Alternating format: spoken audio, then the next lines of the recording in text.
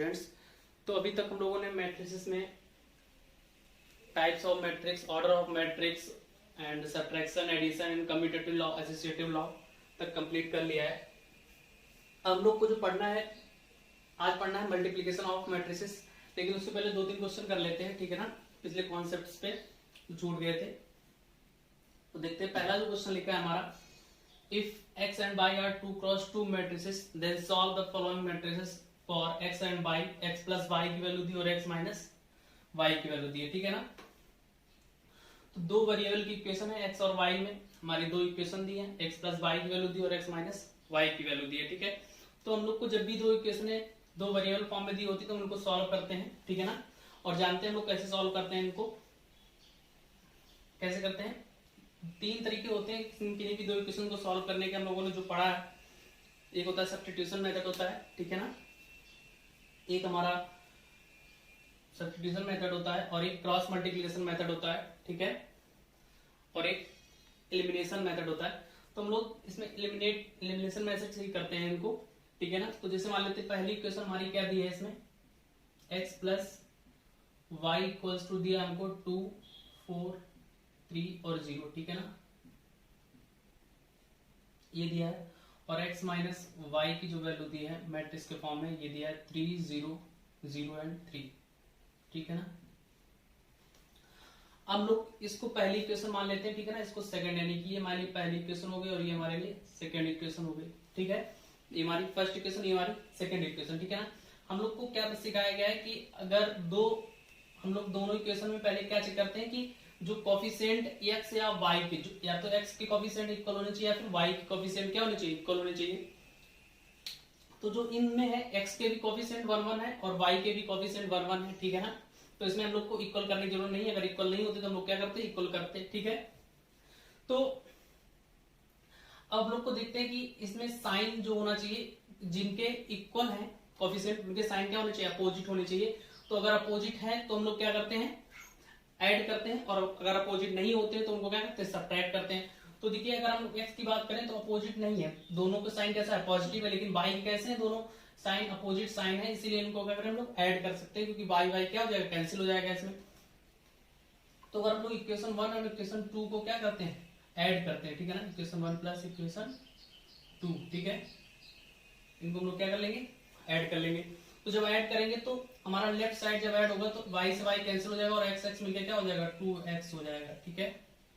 और इधर जब ऐड होगा तो 2 किस में ऐड होगा, 3 में ऐड होगा तो कितना हो जाएगा, 2 प्लस 3, 4 0 में ऐड होगा तो 4 प्लस 0 हो जाएगा, और 3 0 में ऐड होगा तो 3 प्लस 0, और 0 3 में ऐड होगा तो 0 प्लस 3 हो जाएगा, ठीक है।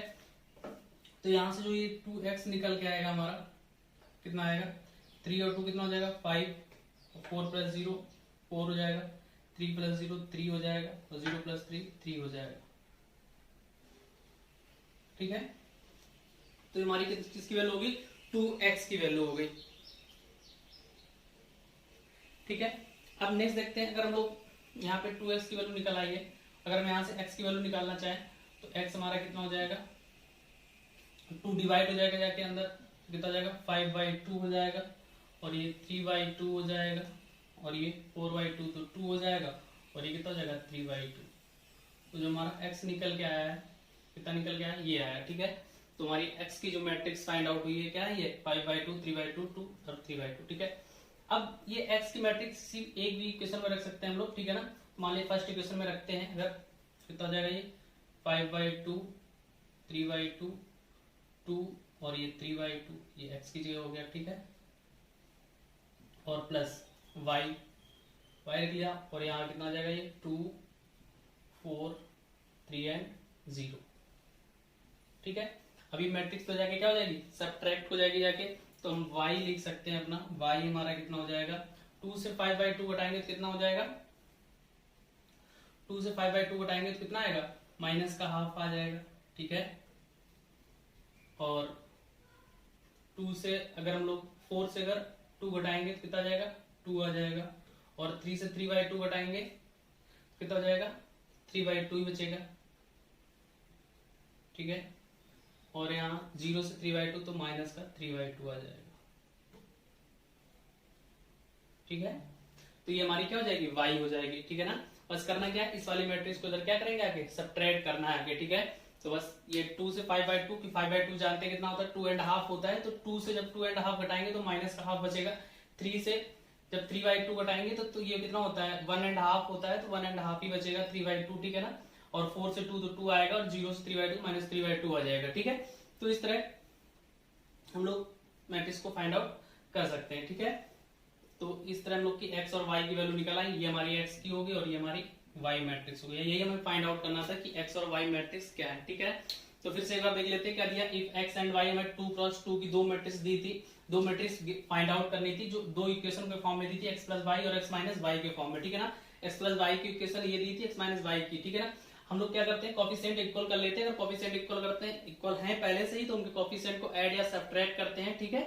तो हमने देखा y के कोफिशिएंट 1 और 1 है और दोनों को साइन अपोजिट, तो क्या करेंगे, जोड़ दे, ऐड कर लेंगे, सब्ट्रैक्ट भी कर सकते हैं। तो y की डायरेक्ट वैल्यू निकल के आएगी। अगर ऐड करेंगे तो y से y कैंसिल होगा, x 2x हो जाएगा, और यहाँ ऐड करेंगे 2 + 3 हो जाएगा, 3 + 0 3 हो जाएगा, 4 + 0 4 + 0 हो जाएगा, 0 + 3 0 + 3 हो जाएगा, ठीक है। 2 + 3 5, 3 + 0 3, 4 + 0 4 और 0 + 3 कितना हो जाएगा, 3 हो जाएगा, ठीक है। 2x की वैल्यू आएगी और 2 इधर जाके क्या हो जाएगा, डिवाइड हो जाएगा। तो 5 में 2 का डिवाइड 5/2, 3 में 2 का डिवाइड 3/2, और 4 में 2 का डिवाइड 2 आ जाएगा, और 3 का 2 में डिवाइड 3/2 आ जाएगा, ठीक है। तो x की वैल्यू फाइंड आउट हो जाएगी। जब x की वैल्यू फाइंड आउट होगी, किसी भी एक इक्वेशन में रख के इसकी फाइंड आउट कर सकते हैं y की वैल्यू, ठीक है। तो इस तरह ये हमारा क्वेश्चन कंप्लीट होता है, ठीक है। अब नेक्स्ट क्वेश्चन देखते हैं। तो नेक्स्ट क्वेश्चन है हमारा कि find matrix x and y। हमें दो इक्वेशन दी है, 2x + 3y दिस मैट्रिक्स और 3x + 2y दिस मैट्रिक्स, ठीक है। तो इनको हमें फाइंड आउट करना है, ठीक है। तो सिंपल सा है, हम लोग क्या कर सकते हैं। अब देखिए इसमें देखें ध्यान से, तो इसका कोफिशिएंट x का और इसका कोफिशिएंट डिफरेंट है दोनों, और y के भी कोफिशिएंट डिफरेंट है। तो क्या कर सकते हैं हम लोग, किसी भी एक वेरिएबल के कोफिशिएंट को क्या करेंगे, सेम करेंगे। या तो x के वेरिएबल को जो 2 और 3 है, 3 और 2 को सेम कर लेंगे, ठीक है ना। तो कैसे करते हैं, 2 और 3 का एल्सियम कितना होता है, 6, यानी कि दोनों को हम लोग x के वेरिएबल क्या बनाना है, 6 बनाना है, ठीक है ना। तो इसको 6 बनाने के लिए, 2x को 6 बनाने के लिए क्या करेंगे, 3 से मल्टीप्लाई करेंगे। तो अगर इसमें हम लोग 3 से मल्टीप्लाई करते हैं तो कितना हो जाएगा, 6x हो जाएगा प्लस 9y हो जाएगा, इक्वल्स टू जब 3 का इसमें मल्टीप्लाई करेंगे तो अगर 3 × 2 = 6, 3 × 3 = 9, 3 × 4 = 12, और 3 का जब 0 में करेंगे तो 0 हो जाएगा, ठीक है ना। तो ये हमारी पहली इक्वेशन हो गई, ठीक है। अब इसको 6 बनाना है, तो 3 को 6 बनाने के लिए क्या करेंगे, 2 से मल्टीप्लाई करेंगे। तो जब 2 से मल्टीप्लाई कराएंगे कितना हो जाएगा, ये 6 हो जाएगा 6x, और ये हो जाएगा हमारा 4y = 2 के मल्टीप्लाई कराएंगे तो ये माइनस का 4 हो जाएगा, और ये 2 हो जाएगा, और ये 4 हो जाएगा, और ये माइनस का 10 हो जाएगा, ठीक है ना। और ये हमारी क्या हो जाएगी, सेकंड इक्वेशन हो जाएगी, ठीक। तो हमारी दो इक्वेशन बन गई, एक फर्स्ट इक्वेशन, सेकंड इक्वेशन, जिसमें x का वेरिएबल क्या है, x के वेरिएबल कोएफिशिएंट क्या है, 6 है दोनों को। अब दोनों का डिफरेंट है तो क्या करेंगे, इन दोनों को आपस में क्या करेंगे, सब्ट्रैक्ट करेंगे, ठीक है ना। तो लिखेंगे इक्वेशन 1 माइनस इक्वेशन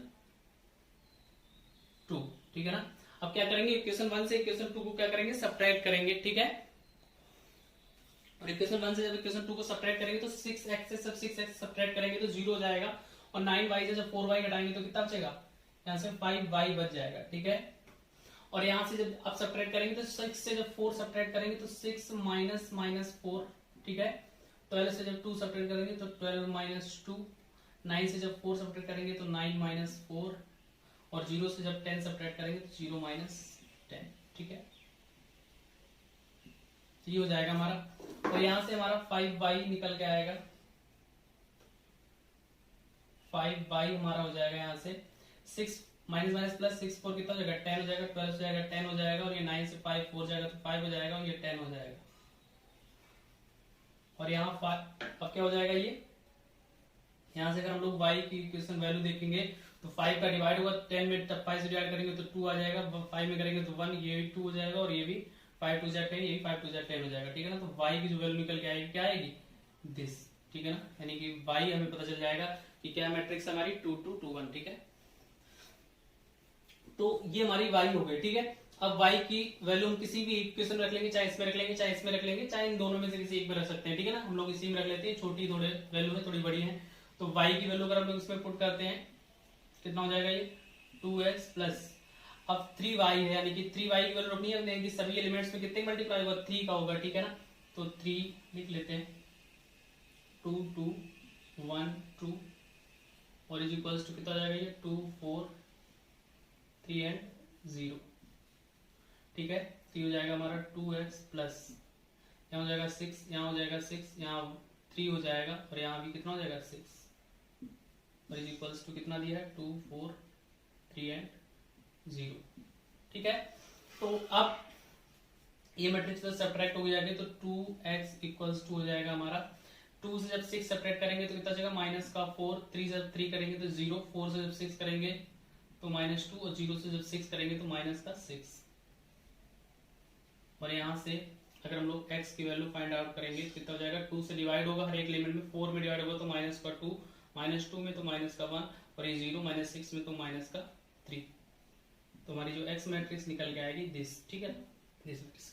तो इस तरह हम लोग कोई भी दो मैट्रिक्स का फाइंड आउट करना चाहते हैं तो फाइंड आउट कर सकते हैं। बस यही है कि अगर वेरिएबल सेम है तो डायरेक्ट सब्ट्रैक्ट ऐड कर सकते हैं, अगर वेरिएबल सेम नहीं है तो वेरिएबल कोएफिशिएंट को क्या करेंगे आपस में सेम करेंगे, ठीक है। तो बस यही दो क्वेश्चन पैटर्न में बनते हैं। एक तो अगर सेम आ जाए जो हम लोगों ने प्रीवियस क्वेश्चन किया जिससे पहले क्वेश्चन लगाया था उसको उस तरह सॉल्व कर सकते हैं। अगर वेरिएबल कोएफिशिएंट सेम नहीं दिया है तो हम लोग सेम करके सॉल्व कर सकते हैं, ठीक है। तो अब हम लोग अपना नेक्स्ट कॉन्सेप्ट देखते हैं, क्या है वो मल्टीप्लीकेशन ऑफ मैट्रिक्स। तो हम लोग को नेक्स्ट कॉन्सेप्ट अपना पढ़ना है, ठीक है ना, मल्टीप्लीकेशन ऑफ मैट्रिसेस यानी कि अवयवों का गुणनफल, ठीक है। जो मोस्ट इंपॉर्टेंट है हमारा जो मैट्रिसेस से इंपॉर्टेंट होता है क्या अवयवों का गुणनफल, और गुणनफल करते टाइम लोग को यानी कि मल्टीप्लीकेशन करते टाइम लोग को 2-3 बातें अच्छी तरह पता होनी चाहिए और ध्यान रखना है, ठीक है ना। जैसे एडिशन में हम लोग क्या याद रखते थे कि सेम ऑर्डर की मैट्रिसेस होंगी तभी ऐड होता है, ठीक है ना। लेकिन मल्टीप्लिकेशन में ऐसा कुछ नहीं होता है कि सेम ऑर्डर की होनी चाहिए, ठीक है ना। इसमें अलग एक कंडीशन है। तो लिखा है the product of A and B matrices is defined if and only if, ठीक है ना। कब डिफाइंड हो सकता है अगर प्रोडक्ट हमें ए बी निकालना है, ये एक ही कंडीशन पे डिफाइंड होगा जब the number of columns in A is equal to the number of columns in B, ठीक है।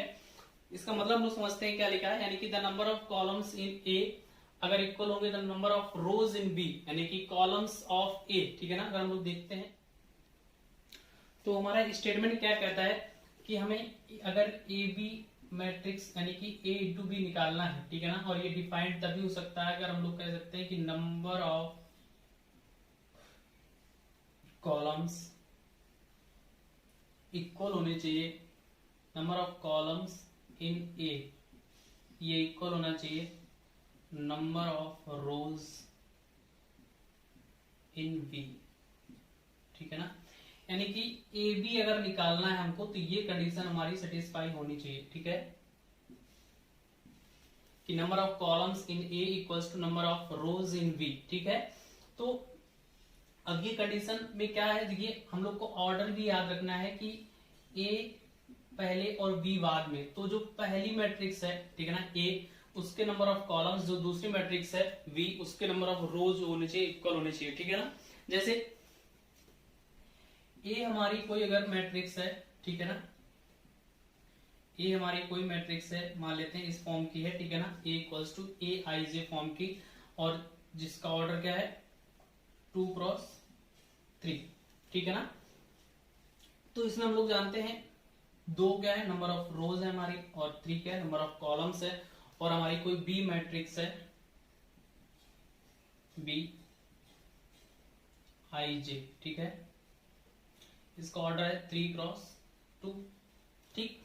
तो हमें देखना क्या है कि पहली मैट्रिक्स अगर ए इंटू बी कर रहे हैं तो देखना क्या हमको ये जो नंबर ऑफ कॉलम्स हैं पहली मैट्रिक्स के दूसरी मैट्रिक्स के नंबर ऑफ रो के इक्वल होना चाहिए, ठीक है ना। यानी कि यहाँ पहली मैट्रिक्स में नंबर ऑफ कॉलम देखेंगे क्या है, यहाँ 3 दिया है और यहाँ देखिए नंबर ऑफ रो कितना दिया है 3 दिया है, यानी कि इनका जो प्रोडक्ट है वो हो सकता है, ठीक है ना। यानी कि हम लोग कहेंगे ए बी हमारा डिफाइन होगा, यानी कि ए बी की वैल्यू हम लोग फाइंड आउट कर सकते हैं, ठीक है ना। अगर कहीं ये ना होके, ठीक है ना, थोड़ा ये डिफरेंट होता है, 2 क्रॉस 3 के ना होके 3 क्रॉस 2 की होती, ठीक है ना। तो अब हम लोग क्या करते हैं यहाँ नंबर ऑफ कॉलम्स देखते हैं कितने हैं 2 और यहाँ नंबर ऑफ रो कितनी है 3। सेकंड में रो देखेंगे, फर्स्ट पे कॉलम देखेंगे तो 2 और 3, और ये 2 डज नॉट इक्वल्स टू 3, यानी कि ये इक्वल नहीं है, यानी कि हम लोग क्या कहेंगे कि AB इज नॉट डिफाइंड, ठीक है ना, यानी कि हम लोग AB को डिफाइन नहीं कर सकते, AB की वैल्यू नहीं निकाल सकते, ठीक है ना। तो बस हम लोग को प्रोडक्ट में करते समय सबसे पहले जो चीज याद रखनी है कि पहली मैट्रिक्स जो लिखी होगी ऑर्डर में वो क्या होनी चाहिए, उसके नंबर ऑफ कॉलम्स, जो सेकंड मैट्रिक्स लिखी होनी चाहिए उसके नंबर ऑफ रो के इक्वल होनी चाहिए। अगर वो इक्वल नहीं है तो ए बी हमें डिफाइन नहीं होगा, अगर वो इक्वल है तो हम ए बी को डिफाइन कर सकते हैं, ठीक है ना। जैसे मान लेते हैं अगर ये कोई 3x2 की मैट्रिक्स है, ठीक है ना, तो यहाँ क्या 2x कोई भी मैट्रिक्स हो लेकिन 2x में ही होगी, क्योंकि ये जो एलिमेंट होने चाहिए आपस में क्या होने चाहिए, इक्वल होने चाहिए, ठीक है ना। ऐसे भी याद रखते हैं, पहली वाले में जो बाद वाला एलिमेंट होता है ऑर्डर का, और जो दूसरी वाले में पहले वाला एलिमेंट होता है, ठीक है ना। तो इस तरह भी याद रख सकते हैं।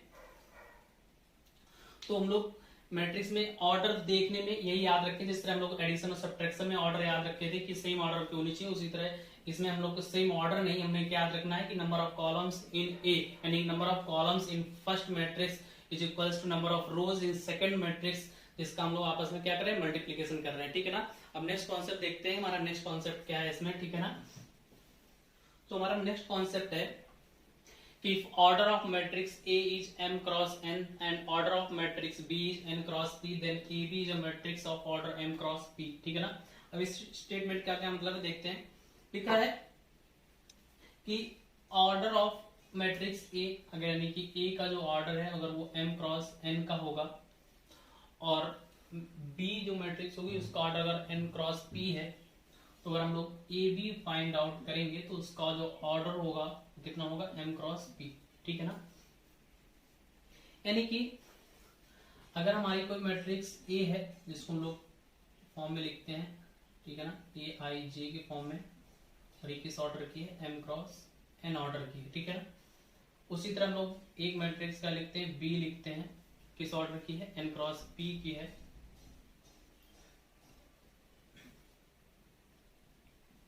तो जब दो हम लोगों ने मैट्रिक्स लिखे तो इसमें हम लोग को क्या देखना है कि पहली हम लोग को ए बी फाइंड आउट करना है, ठीक है ना। यानी कि इन दोनों से हम लोग को जो फाइंड आउट करना है, क्या करना है, ए बी फाइंड आउट करना है, यानी कि जो हमें मैट्रिक्स मिलेगी वो क्या मिलेगी, ए बी, ठीक है ना।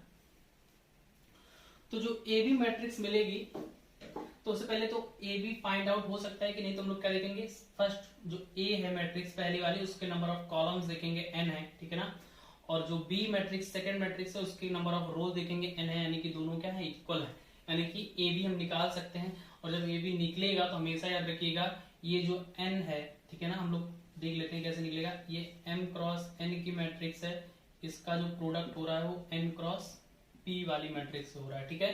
तो हमेशा याद रखिएगा, समझाने के लिए केवल बता रहे हैं कि देखिए, अब देखिए जब इन दोनों मैट्रिक्स का क्रॉस मल्टीप्लीकेशन होगा तो जो ये n है, ठीक है ना, और ये n आपस में खत्म हो जाएगा, बचेगा क्या, m क्रॉस p, यानी कि जो ए बी मैट्रिक्स कोई भी एक मान लेते हैं C निकल के आएगी, जो मैट्रिक्स निकल के आएगी ए बी का प्रोडक्ट करने के बाद कोई मैट्रिक्स C निकल के आएगी, उसका जो हमारा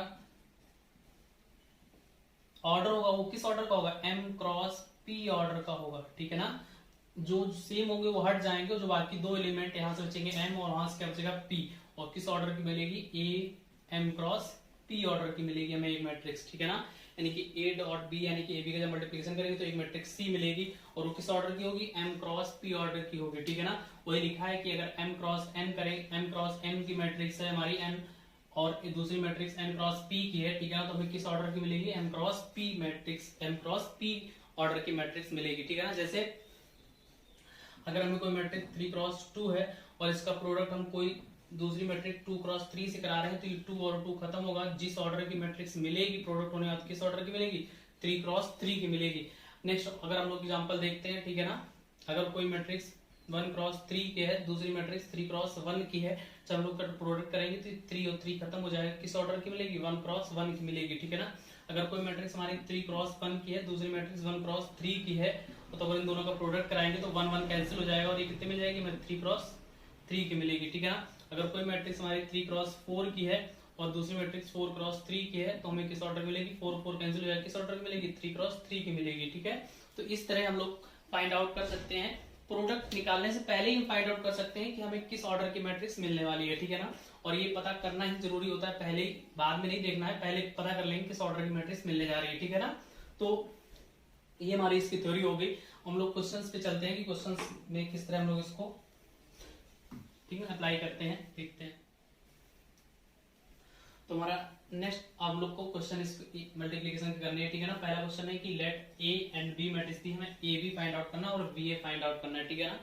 तो देखिए हमेशा याद रखिएगा, अगर हमें, हम लोगों ने क्या देखा कि ए बी हम लोग मैट्रिक्स निकालते हैं तो उससे पहले क्या देखते हैं कि number of columns in A equals to number of rows in B होना चाहिए। अगर ये नहीं है तो डिफाइन नहीं होगा, ठीक है ना। लेकिन अगर दोनों ए और बी जो मैट्रिक्स है दोनों अगर स्क्वायर मैट्रिक्स है तो ए बी बिना देख, ए बी का ऑर्डर, ए और बी का ऑर्डर देखने की जरूरत नहीं, वो अपने आप हमारा डिफाइन होगा, ठीक है ना। क्योंकि स्क्वायर मैट्रिक्स है तो दोनों में आपस में number of row equals to number of columns होते हैं, ठीक है। तो हम लोग इन दोनों का मैट्रिक्स का मल्टीप्लाई कराते हैं। सबसे पहले ए बी और बी दोनों फाइंड आउट करना है, ठीक है ना। तो ए बी हम लोग निकालते हैं। सबसे पहले ए बी हो जाएगा हमारा, ये क्या है, 2 3 4 एंड 2,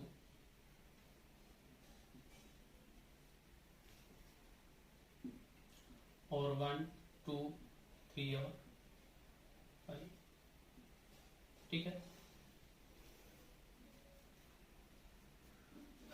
तो अब देखिए मल्टीप्लिकेशन करते समय हम लोग को याद क्या रखना है, ठीक है ना।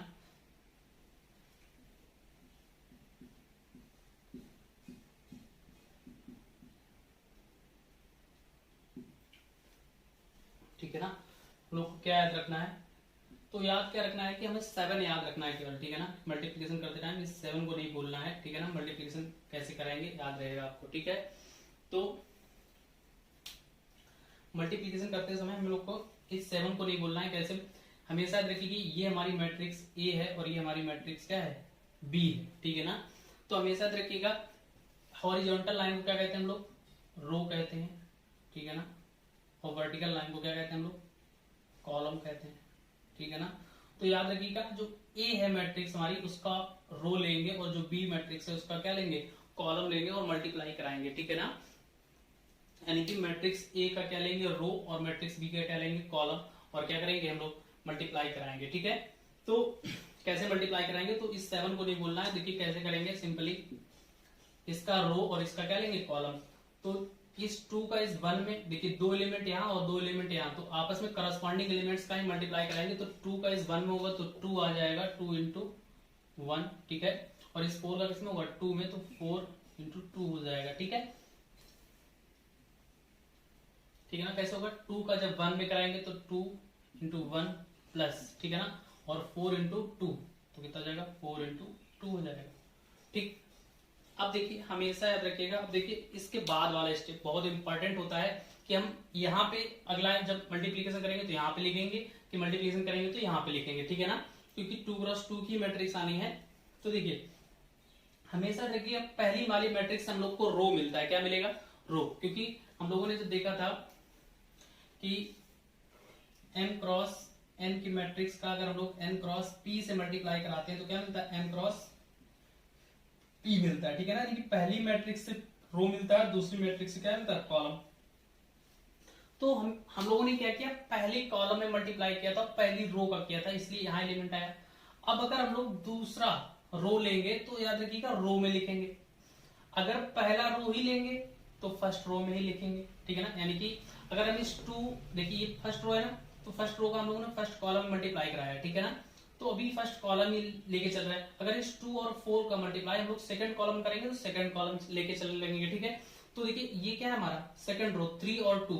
तो यानी कि जब 3 और 2 का जब फर्स्ट कॉलम मल्टीप्लाई कराएंगे तो इस फर्स्ट कॉलम में ही लिखा जाएगा, और सेकंड रो हो जाएगा तो सेकंड रो में लिखना है। तो 3 का किसमें करेंगे, 1 में, तो 3 1, और प्लस 2 किसमें करेंगे, 2 में, तो 2 इंटू 2 हो जाएगा, ठीक है ना। अब जब सेकंड कॉलम लेंगे, सेकंड कॉलम में आ जाएंगे तो 2 का इसमें 3 में, तो 2 इंटू 3 प्लस, ठीक है ना, 4 इंटू 5, ठीक। अब हम लोग सेकंड कॉलम में सेकंड रो ले रहे हैं तो ठीक है, यहाँ पे आ जाएगा तो 3 इंटू 3 और प्लस 2 इंटू 5, ठीक। तो ये हमारी मैट्रिक्स का मल्टीप्लाई होकर आता है, और क्या आएगा, 2 इंटू 1 2 और 4 इंटू 2 8, कितना हो जाएगा, 10 हो जाएगा। 3 यहाँ से, 4 यहाँ से, 7 हो जाएगा, और 6 और 5 हो जाएगा 20, 26 हो जाएगा, 9 और 10 कितना हो जाएगा 19 हो जाएगा, और यहाँ से हमारी मैट्रिक्स का क्या हो जाएगा मल्टीप्लीकेशन आ जाएगा, ए बी की वैल्यू फाइंड आउट हो जाएगी। ठीक है, तो फिर से एक बार हम लोग को ये चीज याद रखनी है कि ए बी हम लोग कैसे निकालेंगे। तो फर्स्ट हम लोग रो ए से क्या लेंगे, मैट्रिक्स से रो लेंगे, और बी मैट्रिक्स क्या लेंगे, कॉलम लेंगे, और इन दोनों को आपस में क्या कराएंगे, मल्टीप्लाई कराएंगे। कैसे, first row column multiply, second row फिर कॉलम मल्टीप्लाई, फर्स्ट कॉलम में जब फर्स्ट कॉलम मल्टीप्लाई हो जाए दोनों रो का, फिर सेकंड कॉलम से मल्टीप्लाई करेंगे तो सेकंड कॉलम में लिखेंगे। ठीक है, 2-3 एग्जांपल और देखते हैं और समझ में आ जाएगा जब बी ए निकालेंगे। देखिएगा, तो ए बी हम लोग का क्या फाइंड आउट आया, 10, 7, 26 और 19। ठीक है ना, तो हम लोग का ए बी जो निकल के आया है वो निकल के आया है 10, 7, 26 और 19। ठीक है ना, ये हम लोग का ए बी फाइंड आउट हो गया है। ठीक है, तो अब हम लोग बी ए निकालेंगे इसमें।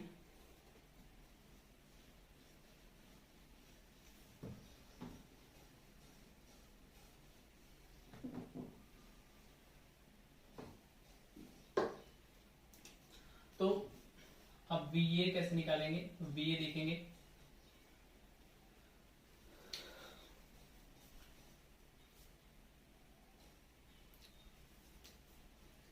तो हम लोग को बी ए फाइंड आउट करना है। तो बी ए बी क्या लिखेंगे, पहले बी लिखेंगे तो 1, 2, 3 एंड 5,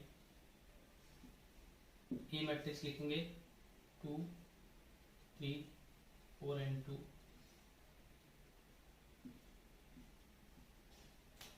ठीक है, देखिए स्क्वायर मैट्रिक्स है तो ये सब देखना जरूरी नहीं कि ऑर्डर क्या किसका है, अगर स्क्वायर नहीं है तो देखना पड़ता है। ठीक है, देखिए फिर से एक बार देखते हैं, अगर नहीं समझ में आया तो पिछले क्वेश्चन में, तो इस क्वेश्चन में देखेंगे। तो उससे पहले हम लोगों ने क्या करना, 7 से ही मल्टीप्लाई होगा। ठीक है ना, मतलब 7 के प्रोसेस से, तो पहले रो, तो ये रो और इसका ये कॉलम। ठीक है ना, फिर दूसरा सेकंड रो, फिर ये कॉलम। ठीक है, तो फर्स्ट रो जब लेंगे तो 1 का 2 में मल्टीप्लाई करेंगे, 1 इसका इसमें मल्टीप्लाई करेंगे तो फर्स्ट रो का फर्स्ट कॉलम में, तो 1 इंटू 2 हो जाएगा प्लस 3 इंटू 3 हो जाएगा। ठीक है, मल्टीप्लाई हो गया एक बार। ठीक है ना, अब सेकंड रो लेंगे, इसका सेकंड फर्स्ट कॉलम। तो जब याद रखिएगा पहले हमेशा रो से चलते हैं, पहला row first row first column, second row first column, फिर फर्स्ट रो सेकंड कॉलम, फिर सेकंड रो सेकंड कॉलम। ठीक है, तो फर्स्ट रो फर्स्ट कॉलम हो गया, अब सेकंड रो फर्स्ट कॉलम, तो 2 इंटू 2 प्लस 5 इंटू 3। ठीक है, अब फर्स्ट कॉलम हो गया पूरा, अब सेकंड कॉलम लेंगे तो सेकंड कॉलम लिखना स्टार्ट करेंगे। तो फर्स्ट रो 1 इंटू 4, 3 इंटू 2, अब सेकंड रो सेकंड कॉलम तो 2 इंटू 4 और 5 इंटू 2।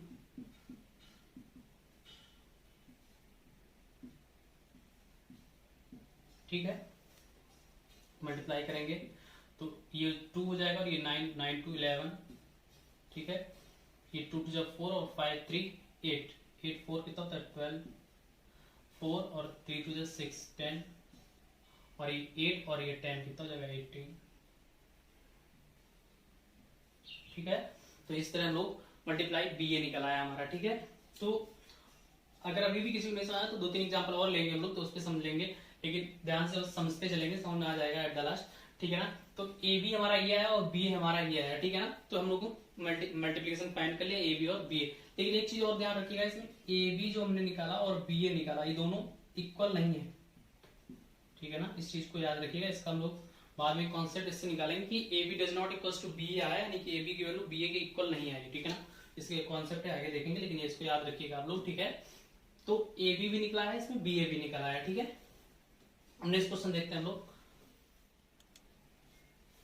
तो अब हमारी नेक्स्ट क्वेश्चन है कि let A and B given है, और ए बी और बी बताना है कि ए बी और बी ए की वैल्यू बतानी है। ठीक है ना, तो अब देखिए ये दोनों स्क्वायर मैट्रिक्स नहीं है, तो इनमें ऑर्डर देखना जरूरी है। तो ये किस ऑर्डर की मैट्रिक्स है, 2 क्रॉस 3 की है। ठीक है ना, और ये किस ऑर्डर की मैट्रिक्स है, 3 क्रॉस 2 की है।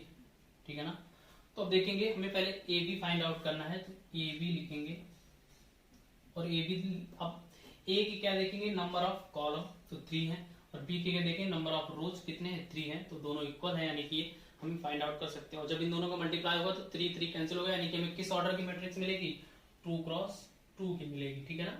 तो चलिए फाइंड आउट करते हैं इसको। तो ए हमारा हो जाएगा यहाँ से 2 0 -1 1 3 4 इंटू बी हो जाएगा 1 2 -3 0 1 एंड 5, ठीक। अब मल्टीप्लीकेशन करेंगे इसमें। तो अब फर्स्ट रो का फर्स्ट कॉलम में करेंगे तो 2 इंटू 1 2 इंटू 1 और ये माइनस और ये प्लस, तो माइनस हो जाएगा तो 1 इंटू 2, ठीक है ना। 3 का माइनस ये प्लस ये माइनस, तो माइनस हो जाएगा और 3 इंटू 3 हो जाएगा, ठीक है। तो ये मल्टीप्लाई होगा, ठीक है। अब सेकंड रो, ठीक है ना। तो सेकंड अब फर्स्ट रो का मल्टीप्लाई होगा तो फर्स्ट सेकंड रो का मल्टीप्लाई करेंगे इसमें। तो 0 का 1 में तो 0 इंटू 1 प्लस 1 इंटू 2 और ये प्लस ये माइनस, तो माइनस 4 इंटू 3, ठीक है। अब फर्स्ट कॉलम मल्टीप्लाई करें, सेकंड कॉलम में करेंगे तो 2 का जब 0 मल्टीप्लाई होगा तो 2 into 0 minus plus minus 1 into 1 और प्लस प्लस ये प्लस का और ये 2 का 0 माइनस 1 का 1 में और 3 का 5 में, तो 3 इंटू 5, ठीक है। अब इस सेकंड रो का ठीक मल्टीप्लाई करेंगे सेकंड कॉलम में, तो 0 का 1 में तो 0 इंटू 1 1 का 1 में तो प्लस 1 इंटू 1 और इस 4 का 5 में तो 4 इंटू 5, ठीक है। मल्टीप्लाई हो गया। अब देखिए 2 क्रॉस 2 की ऑर्डर मैट्रिक्स दिख रही होगी सभी को। तो यहाँ से ये 2 ये -2 और ये माइनस का 9, ठीक है ना। ये 1 ये 0 का 1 में 0 और ये 1 इंटू 2 2 और ये माइनस का 12, ये 2 इंटू 0 कितना हो जाएगा 0 और माइनस का 1 और 5 इंटू 3 15 और ये 0 इंटू 1 0 1 इंटू 1 1 और प्लस 4 इंटू 5 20, ठीक है।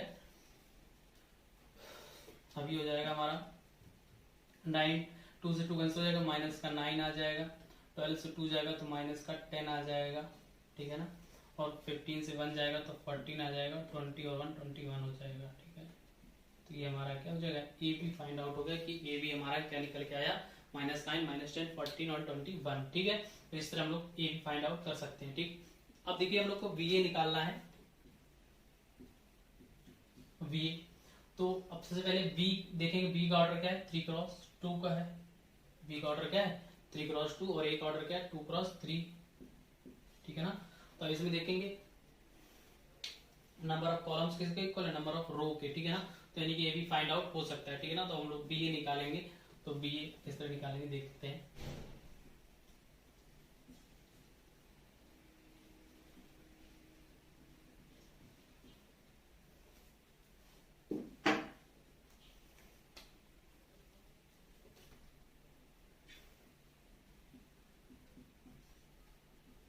-1 2 -3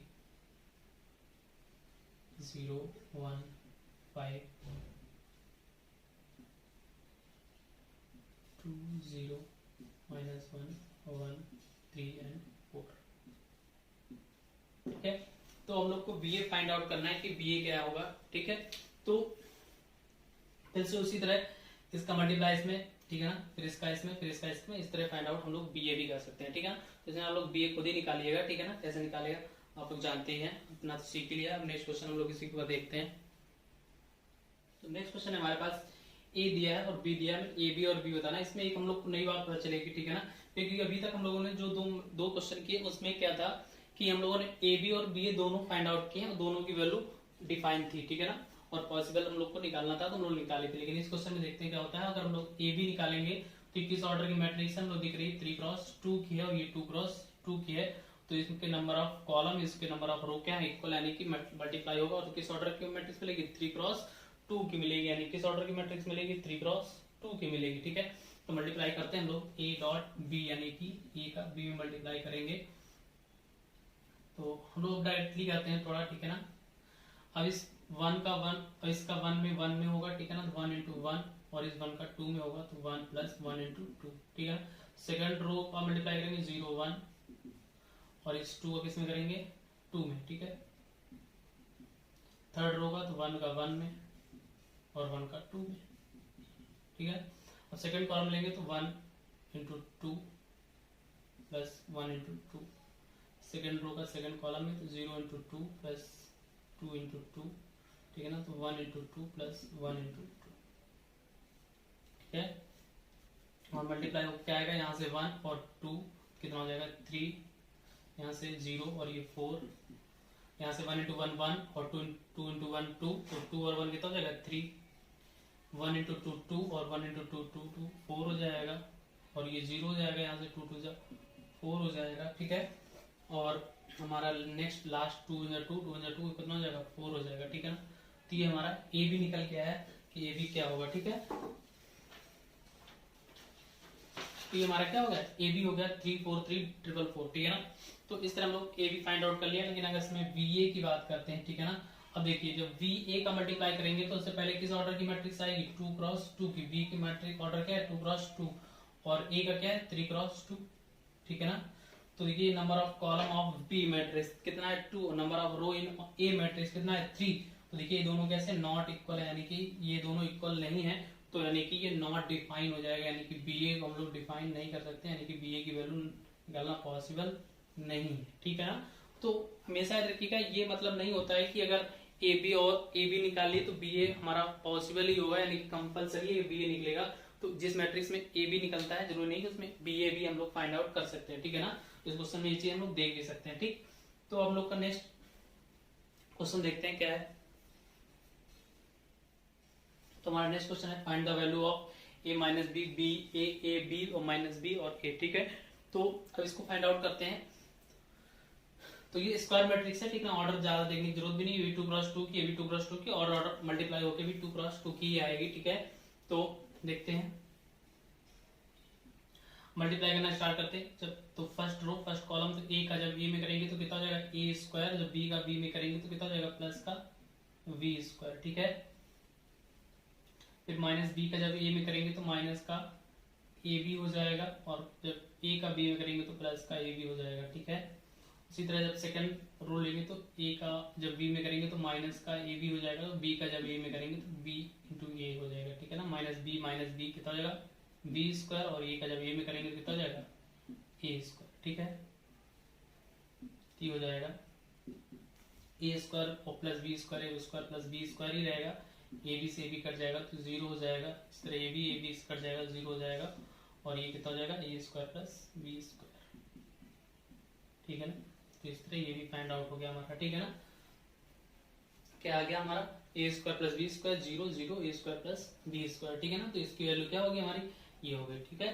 तो इस तरह हम लोग इसको भी फाइंड आउट। तो हमारा नेक्स्ट क्वेश्चन है, हमें एक मैट्रिक्स दी है, ठीक है ना। ये सेकंड मैट्रिक्स दी है, दोनों का क्या पूछा गया मल्टीप्लिकेशन पूछा गया। 21 ऑर्डर की है 3 क्रॉस 1 की है, और 21 ऑर्डर की 1 क्रॉस 3 की है, ठीक है ना। यानी कि और देखिए मल्टीप्लाई करेंगे तो इसका कॉलम और इसके क्या है रो इक्वल है, तो जब इसका मल्टीप्लाई करेंगे किस ऑर्डर की मिलेगी 3 क्रॉस 3 की मिलेगी मैट्रिक्स, ठीक है ना। किस ऑर्डर की मिलेगी 3 क्रॉस 3 की, ठीक है ना। तो हमें 3 क्रॉस 3 ऑर्डर की मैट्रिक्स मिलेगी जब दोनों को मल्टीप्लाई करेंगे, ठीक है ना। तो मल्टीप्लाई कैसे करना है हम लोग जानते हैं अच्छी तरह। फर्स्ट रो फर्स्ट कॉलम तो 1 into 2, second row second column तो 2 into 2, second first third row first column तो 3 इंटू 2, ठीक है ना। अब इस 1 का जब 1 इंटू 3 हो जाएगा, ठीक है ना। 2 इंटू 3 तो 2 इंटू 3 हो जाएगा।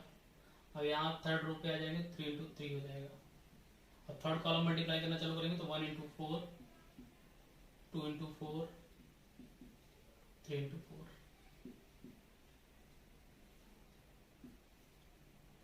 ठीक। तो ये जाएगा 2, ये जाएगा 4 एंड ये 6, ये 3 और ये 6, ये 9, ये 4, ये 8 और ये 12, ठीक है ना।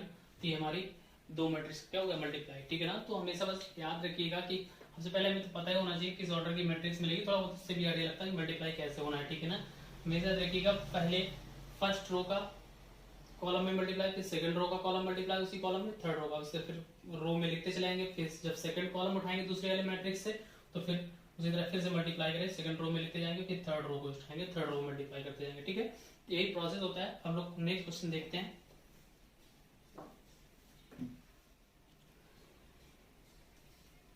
तो हमारा नेक्स्ट क्वेश्चन है if fx equals to cos x minus sin x 0 cosine x cos x 0 0 0 1 so that fx into fy equals to fx plus y। ठीक है, तो हम लोग को ये प्रूव करना है कि fx into fy equals to fx plus y होगा इस क्वेश्चन में fx के लिए। ठीक है ना, तो हम लोग LHS लेते हैं। इसमें कितना दिया है fx into fy।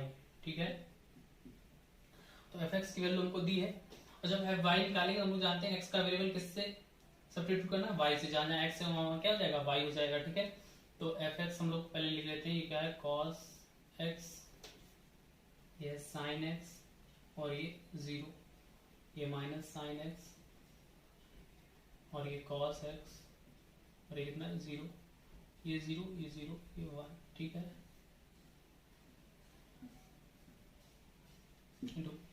और जब y लिखेंगे तो जहाँ जहाँ x वहाँ क्या कर लेंगे, y कर लेंगे, तो ये हो जाएगा हमारा cos y, ये हो जाएगा sin y और ये 0, ये माइनस का sin y और ये cos y और ये 0। ठीक है ना, ये 0 ये 0 ये हमारी दोनों मैट्रिक्स हो गई मल्टीप्लाई में। ठीक है ना, अब मल्टीप्लाई करेंगे इन दोनों का। ठीक है, तो फर्स्ट रो का फर्स्ट कॉलम मल्टीप्लाई करेंगे तो cos x का cos x मल्टीप्लाई करेंगे कितना जाएगा cos x into cos y। ठीक है ना, cos x into cos y minus sin x का माइनस sin y में तो minus sin x into sin y हो जाएगा। ठीक है ना, इस 0 का जब 0 करेंगे तो 0 हो जाएगा, उसका कोई मतलब नहीं। ठीक है, अब सेकेंड रो का जब मल्टीप्लाई करेंगे तो sin x cos y, तो sin x cos y, cos x का sin y में तो plus cos x sin y। ठीक है ना, और 0 का 0 में तो वो 0 ही आएगा। ठीक है, अब इस 0 का जब cos y मल्टीप्लाई करेंगे तो 0, इस 0 का sin y मल्टीप्लाई करेंगे तो 0 और इस 1 का जब 0 में करेंगे तो 0।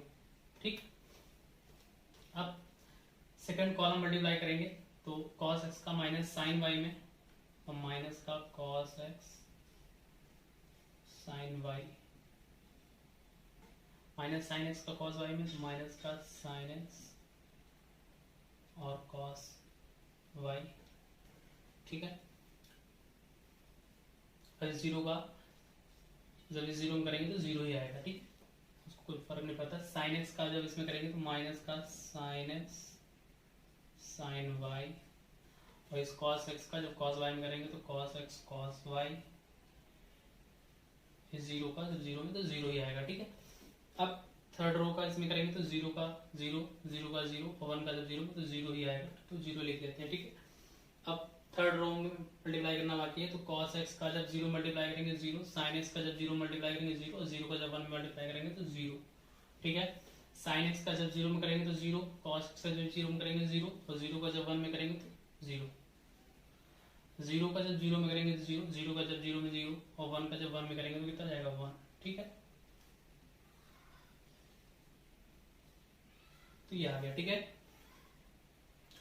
तो अब यहाँ से क्या निकल के आएगा देखते हैं। तो हमारा ये स्टेप हमारा मल्टीप्लाई होके इतने सब स्टेप आ गए। ठीक है, तो हम लोग देखते हैं मल्टीप्लाई होकर क्या आएगा। तो फॉर्मूले हम लोग को याद है कि cos x cos y minus sin x sin y किसका होता है cos x प्लस y का। ठीक है ना, ये किसका फॉर्मूला होता है cos x प्लस y का। sin x cos y cos x sin y किसका होता है sin x प्लस y का। ठीक है ना, किसका होता है ये sin x प्लस y का, वही तो 0 ही हो गया। ठीक, इसमें से अगर हम लोग माइनस कॉमन लेते हैं cos x sin y sin x cos y क्या हो जाएगा, माइनस का कॉमन लेके तो ये sin x प्लस y बन जाएगा। ठीक है, और ये किसका cos x प्लस y, जब इसको जलाएंगे तो ये cos x प्लस y का फॉर्मूला लिखा है। ठीक है, ये तो 0 है। ठीक है ना, ये 0 और ये 1। ठीक है ना, अब देखेंगे हम लोगों ने जो पहली मैट्रिक्स लिखी थी उसको इससे कंपेयर करेंगे। देखिए जहां जहां x वेरिएबल है वहां क्या आ गया x प्लस वाई, तो x जहां था तो ये fx था, अब x प्लस वाई आ गया तो ये क्या हो गया f of x plus y. ठीक है ना, और ये किसके इक्वल हो गया RHS के इक्वल हो गया। तो इस तरह हमारा क्या प्रूफ हो गया कि fx into fy equals to क्या हो गया f of x plus y. ठीक है, तो इस तरह हम लोग इस क्वेश्चन को सॉल्व कर सकते हैं। ठीक है, तो अब नेक्स्ट देखते हैं हमारा क्या कॉन्सेप्ट है।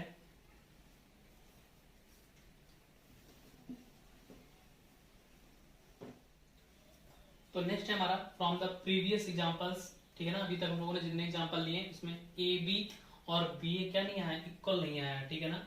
हम लोग देखा, हमने बताया भी था कि ए बी और बी ए इक्वल नहीं आते हैं। For every pair of matrices A B for which A B and B are different, इसमें ए बी और बी ए निकाल सकते हैं, उसमें ए बी और बी ए इक्वल नहीं आते हैं, ठीक है ना। So multiplication of matrix is not commutative, यानी कि जो मल्टीप्लीकेशन ऑफ मैट्रिक्स होता है वो कम्यूटेटिव नहीं होता है।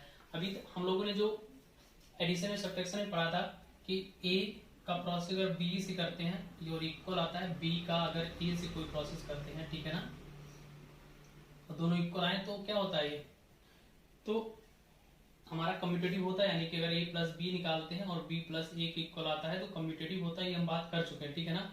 उसी तरह हम लोगों ने पढ़ा था कि ए इंटू बी करते हैं और बी इंटू ए करते हैं तो बी इक्वल आता है और ये कम्यूटेटिव होता है। लेकिन मैट्रिसेस में जो हम लोग a का b से मल्टीप्लाई करते हैं ये does not equals to v into A आता है, तो हमारा जो मल्टीप्लीकेशन ऑफ मैट्रिसेस होता है वो कम्यूटेटिव नहीं होता है, ठीक है। तो हम लोग को बस यही बात याद रखनी है कि ए बी का अगर हम लोग ए बी और बी ए क्या यानी कि जो मल्टीप्लीकेशन ऑफ मैट्रिसेस होता है वो कम्यूटेटिव नहीं होता, बस इतनी सी बात हम लोग को याद रखनी है इसमें, ठीक है। तो बस यही कॉन्सेप्ट है हमारा, और यही याद भी रखना है कि हमारा ए बी बी ए के इक्वल नहीं आता है, इसलिए कम्यूटेटिव लॉ को फॉलो नहीं करता है हमारा मल्टीप्लीकेशन ऑफ मैट्रिसेस, यानी कि आव्यूहों का गुणनफल हमारा क्रम विनिमय नियम को फॉलो नहीं करता है, ठीक है ना। बस इतना ही हम लोग को याद रखना है, ठीक है ना। इसमें हम नेक्स्ट कॉन्सेप्ट हम लोग चलते हैं, क्या है हमारा,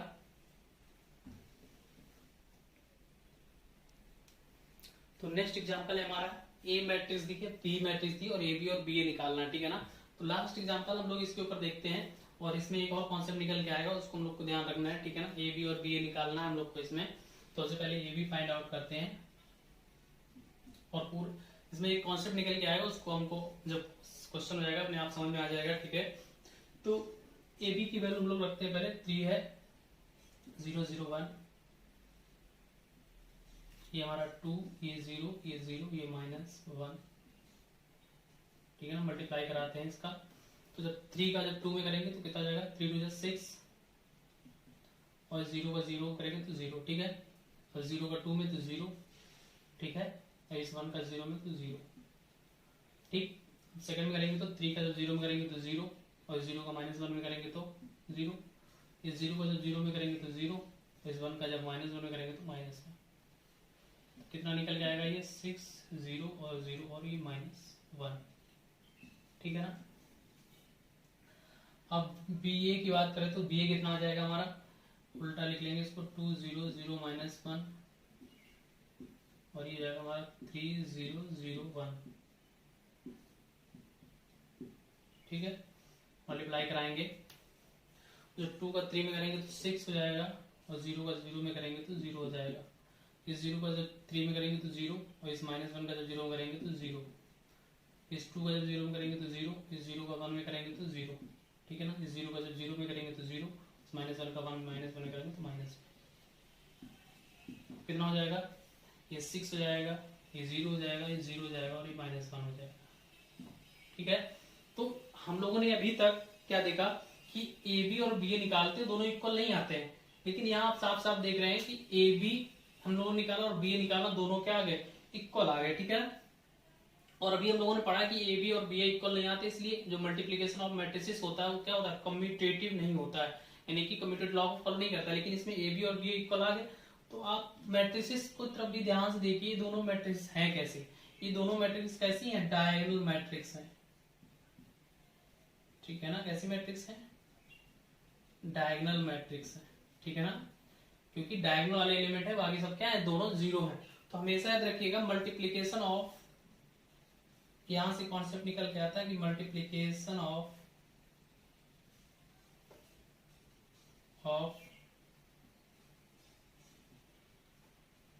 diagonal matrix is always, diagonal matrix is always commutative, यानी कि कोई भी मैट्रिक्स हो वो उनका मल्टीप्लिकेशन करते हैं तो कम्यूटेटिव नहीं होती है। लेकिन अगर हम लोग डायगोनल मैट्रिक्स का मल्टीप्लिकेशन करते हैं तो वो कम्यूटेटिव लॉ को फॉलो करते हैं। हम लोग जानते हैं डायगोनल मैट्रिक्स होती कैसी, स्क्वायर मैट्रिक्स होना कंपलसरी है तभी डायगोनल मैट्रिक्स हो सकती है। तो multiplication of diagonal matrix is always commutative. लेकिन अगर इनके अलावा कोई भी मैट्रिक्स का मल्टीप्लिकेशन करते हैं तो हमारी डायगोनल मैट्रिक्स को फॉलो, मतलब multiplication of matrix commutative law को फॉलो नहीं करती है और डायगोनल मैट्रिक्स कम्यूटेटिव लॉ को फॉलो करती है। ठीक है ना, बस इतना सा कॉन्सेप्ट है, इसको याद रखेंगे। ठीक है, अब नेक्स्ट क्लास में हम लोग को मल्टीप्लिकेशन की प्रॉपर्टीज पढ़नी है। ठीक है ना, बस इसमें मल्टीप्लिकेशन हम लोगों ने पढ़ लिया, कम्यूटेटिव लॉ को पढ़ लिया है कि कम्यूटेटिव लॉ को फॉलो करता है कि नहीं करता है। इसमें 2-3 लॉ और पढ़ने हैं। ठीक है ना, इनकी प्रॉपर्टीज पढ़नी है। अभी नेक्स्ट क्लास में हम लोग इसी के ऊपर और आगे देखते हैं। ठीक है ना, थैंक यू क्लास।